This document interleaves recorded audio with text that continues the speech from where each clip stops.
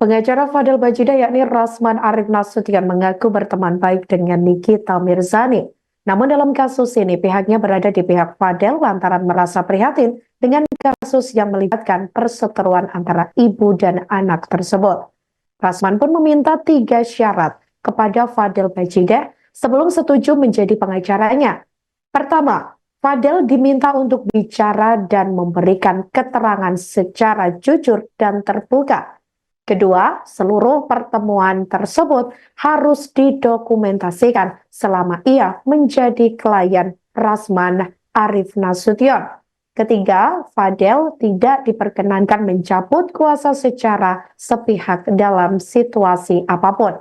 Dikatakan oleh Rasman, Fadel pun menyetujui 3 syarat yang diajukan olehnya sebelum sepakat menjadi kuasa hukum kekasih Loli itu. Dalam konferensi pers pada Jumat 20 September 2024 hari ini, Rasman menunjukkan hasil USG Loli yang dilakukan beberapa waktu lalu. Kendati demikian, Rasman tidak menjelaskan secara detail kapan dan di mana USG tersebut dilaksanakan. Dalam laporan yang dilayangkan oleh Nikita Mirzani selaku ibunda atau ibu kandung Loli dalam kasus dugaan pencabulan anak di bawah umur, Rasman mengaku sudah menyiapkan 5 orang saksi. Dalam hal ini, ia menegaskan tidak ada pencabulan hingga permintaan aborsi atau menggugurkan kandungan yang ditudingkan kepada kliennya tersebut. Dengan keluarganya, maka saudara Bangkit, saudara Hutasoi, saudara Luis, dan Nanda itu datang bersama dengan Fadel, bersama dengan Martin abangnya, bersama dengan Bintang abangnya, bersama dengan Ibu Titin ibu kandungnya, bersama dengan Pak Umar orang tua kandung. Jadi lengkap. Dan saya memberi syarat kepada mereka supaya teman-teman catat 3. Baru saya mau. 1. Sampaikan semuanya secara jujur dan terbuka. Dan kalau apa yang kamu sampaikan ini besok-besok bohong, saya orang pertama yang akan membunuh kamu di proses hukum. Begitu ya dia. Dia mengatakan bahwa bersumpah apa yang dia sampaikan kepada saya seluruhnya benar tanpa rekayasa dan akan dia memenuhi syarat itu. Syarat yang kedua, bahwa seluruh pertemuan itu didokumentasikan. Jujur, saya tidak mau terjadi seperti itu Hakim. Ada dugaan menyuruh dan atau melakukan secara kerasan untuk melakukan pencabulan harus dapat dibuktikan melalui rekam medik yang komprehensif. Yang membuat saya bertanya-tanya, bagaimana caranya menguji kalau orang melakukan pencabulan atau kekerasan, katakanlah di kasus Vina yang heboh kemarin, itu sperma itu hanya bisa diuji waktunya tidak kurang dari 2 minggu, begitu ya Mas? Nah sekarang ini sudah berapa lama?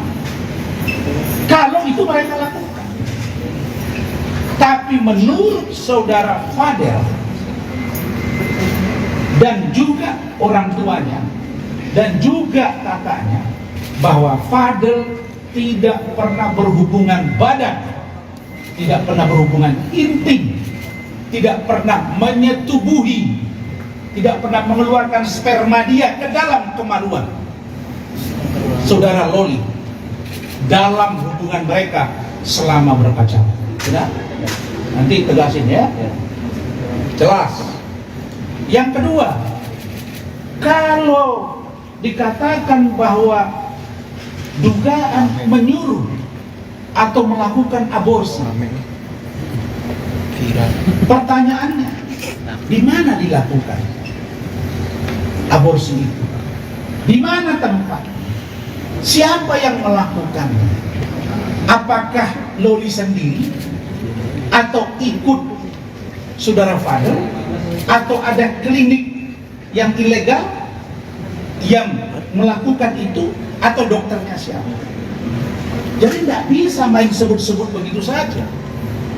Walaupun dalam konteks penegakan hukum, pelaku dan yang menyuruh itu sama-sama kena. Artinya Loli juga masuk karena dia melakukan. Artinya Fadel juga masuk. Nah, poin yang kedua ini juga Fadel mengatakan tidak pernah menyuruh karena dia tidak pernah memasukkan, mohon maaf, zakarnya kalau bahasa Arab, kemaluannya kepada kemaluannya Loli. Tidak pernah. Maka kalau itu ada aborsi, siapa yang aborsi? Yang ketiga, pendukung dari statement kami bahwa menurut teori kesehatan, kebetulan anak saya dokter, saya tanya, bagaimana dengan memeriksa rahim seseorang? Kalau rahim seseorang dilakukan aborsi atau dikurek, diperiksa dengan SP, itu 1 bulan atau 30 hari pasti masih positif. Sekarang pertanyaannya, kapan diperiksa dia positif? Oh, lalu kemudian ada kemarin dia posting, kok apa gua ada kuning-kuning gitu ya SP. Itulah polosnya dia. Tapi bagaimana dengan hubungan mereka selama ini? Saya nanti akan suruh dia jelaskan kepada kalian. Sebelumnya nanti akan ada penjelasan sedikit dari teman-teman saya. Tapi yang pasti, kedua tuduhan ini dibantah secara terang benderang oleh saudara Fadel. Ada lagi faktor pendukung yang kuat kami punya, yaitu rekam medik dari salah satu dokter yang saya tidak bisa sebutkan namanya, tapi fotonya ini. Namanya tidak kita sebut. Iya. Iya. Bisa apa bang? Bisa apa bang? Bentar. Sini boleh bang. Tahan bang. Tahan di sini oke. Bang, sini bang, sini bang, tahan bang, tahan. Oke. Silakan Ini Bang. hasil USG dari Loli, ya, yang menyatakan bahwa Laura Meizani Mawardi negatif pada tes kehamilan.